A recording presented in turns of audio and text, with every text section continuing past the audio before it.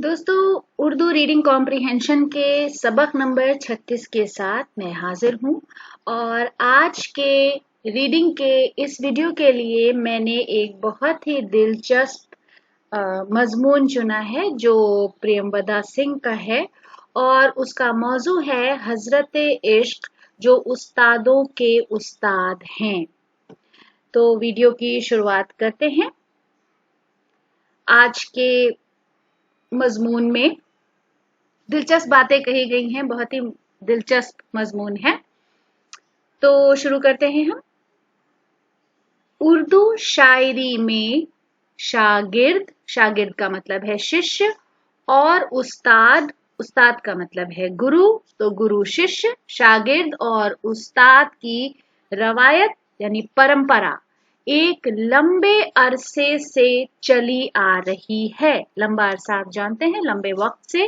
दरअसल अदब और कला की हर सिन्फ में ये परंपरा रही है। तो अदब हो गया लिटरेचर यानी साहित्य, और कला आप जानते हैं आर्ट, किसी भी चीज का इल्म। हुनर की सिन्फ में, जानरा में ये परंपरा रही है, चाहे वो फिलॉसफी हो या मौसीकी या शायरी। मौसीकी का मतलब म्यूजिक। हिंदुस्तानी तहजीब यानी संस्कृति से वाकिफ जानने वाला हर शख्स, हर व्यक्ति ये बात जानता है कि कोई भी फन यानी कोई भी स्किल, हुनर सीखने के लिए, इल्म हासिल करने के लिए पहले उसके लायक बनना जरूरी है। ये वो जमीन है जहां गुरुओं, उस्तादों, शिक्षक यानी टीचर का सम्मान करना, शिक्षित का मतलब पढ़े लिखे होने की, सम्मान का मतलब एहतराम, पहली सीढ़ी माना जाता है। ऐसे में उस्तादों का एहतराम यानी उनकी इज्जत करने की रवायत बन जाती है, जो कई शेरों में झलकती है। यहाँ तक कि जो अपने वक्त के उस्ताद माने जाते थे, वो भी अपने से पहले के बड़े शायरों को खूब इज्जत देते थे।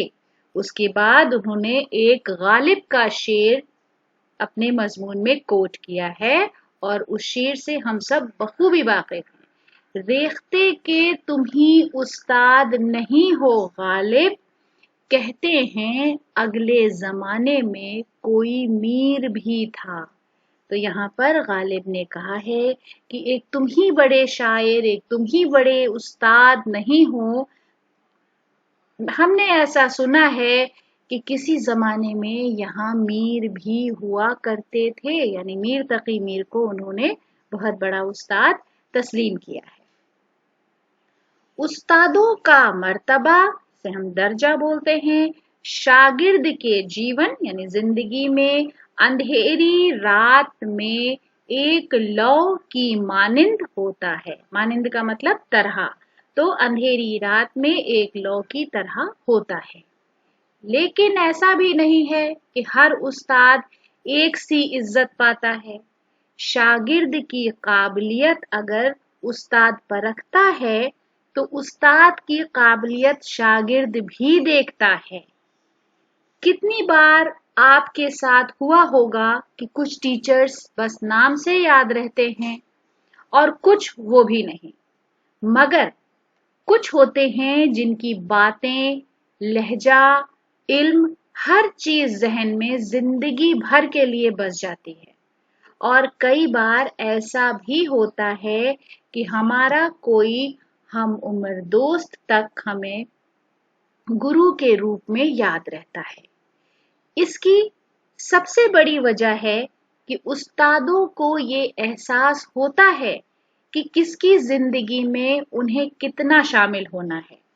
तराशने और हावी हो जाने का जो बारीक फर्क है वो ये उस्ताद खूब समझते हैं और इसीलिए अपना एक स्टेटस बनाकर चलते हैं। मगर सब उस्तादों के बाद आखिर इंसान का अपना तजर्बा उसका सबसे बड़ा उस्ताद होता है। तो दोस्तों ये एक छोटा सा आर्टिकल था और उसके बाद जैसे मैं हमेशा की तरह आपके लिए एक्सरसाइजेस लाती हूँ। सबसे पहली एक्सरसाइज है उन लोगों के लिए जो उर्दू सीख रहे हैं हिंदी से। आपको अपने उस्ताद के बारे में कुछ लिखना है।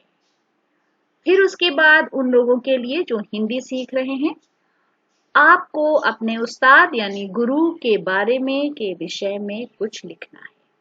तो दोस्तों आज के वीडियो के लिए ये हमारी पेशकश थी। वीडियो आपको कैसा लगा?